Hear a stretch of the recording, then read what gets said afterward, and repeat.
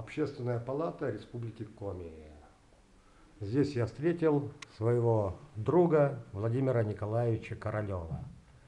Владимир Николаевич, скажи, пожалуйста. Подожди.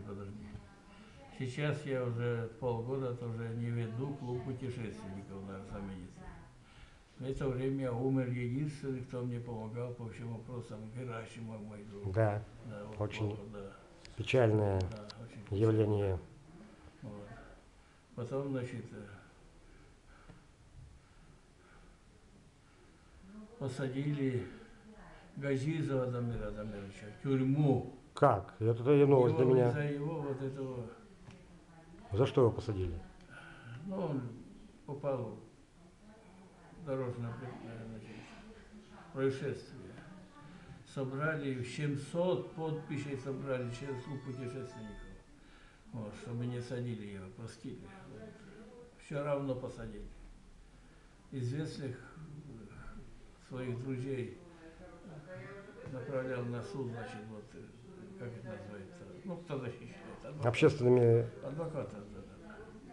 Ничего не добились. И посадили его, сейчас сидит под Ухтой. Вот еще получилась еще одна проблема.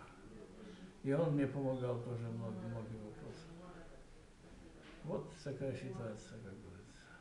А сюда ты пришел с каким вопросом? Чтобы помогли я что? Пришел, что-то смог сделать, и Сергей Лукич, по автобусу хотя бы.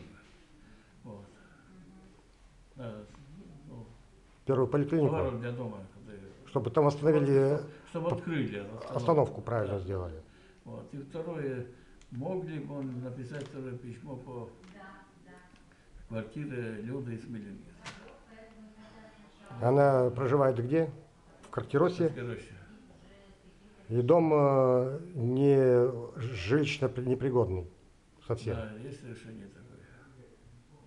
Ну, этим, может быть, ему сложно заняться, но по автобусу, я думаю, что он... Да, может. я тоже думаю. Вот, я только это... Ну давай сейчас еще раз сформулируем, значит, чтобы восстановили ту остановку возле товаров для дома. Напротив товаров для дома. Напротив товаров для дома, для того, чтобы пенсионеры могли с Парижской хотя бы пенсионеры. С Парижа ехать, добраться до первой поликлиники на Карла Маркса. Да. А обратно автобус ходит. Тоже для товаров для дома. Только из-за этого я пришел. Владимир Николаевич, желаю тебе стойкости духа, крепости нервов. И будем стараться все это пробить. Всю эту чиновничью волокиту. Нет. Я хотел бы свои кости оставить на Кубани. Ну, понятно. Здесь тяжело.